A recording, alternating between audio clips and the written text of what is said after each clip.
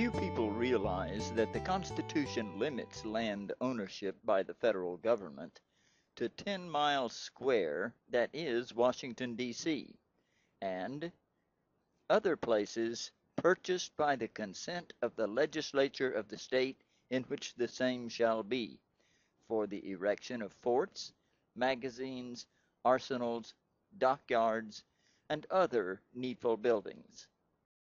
But the new government acquired new lands that were not within the existing states, the Louisiana Purchase and the Oregon, California, and Texas territories. From the beginning, these lands were held by the government only until they could be owned and settled by private citizens.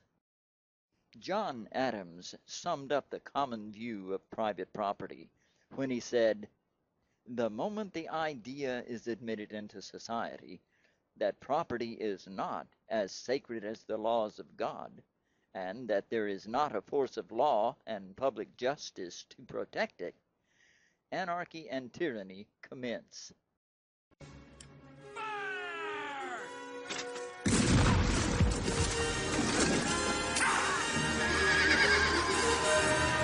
The Oklahoma land rush is an example of how the federal government tried to get this new land into the hands of private owners.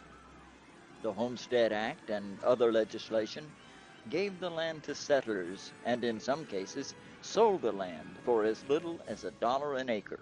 Robert Marshall and Benton McKay, both avowed socialists, founded the Wilderness Society in 1930.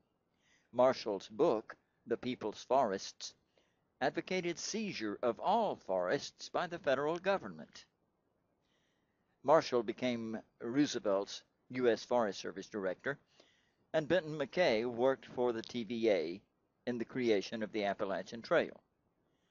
The socialists won, and the government stopped distributing land to private citizens. The goal of the environmental community, and many in government, is to have government own or control all the land, and return at least half of the land to wilderness. This is 1,140 pages that explains how to implement the 16-page treaty on biodiversity. Page 993 sums it all up by saying, "The recently published Wildlands Project in the United States is the central theme of protected areas." For more than a generation, environmental organizations have lobbied governments to convert more and more federal land to wilderness and to add more land to the government inventory.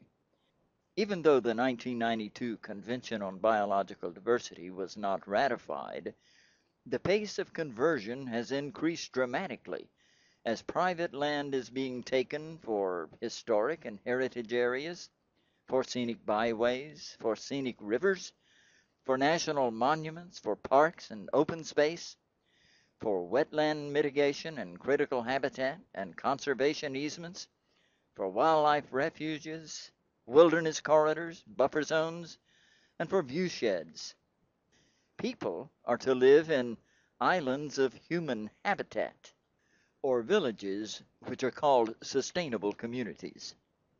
State Representative Joe Neal explains what's happening in South Carolina and all across the nation.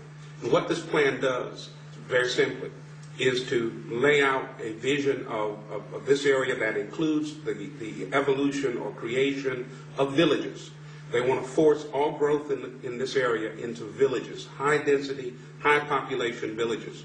Around these villages will be drawn what are called urban boundary zones. These urban boundary zones will delineate the village from the surrounding countryside. And those two entities, the village and the countryside, will be treated differently by this legislation.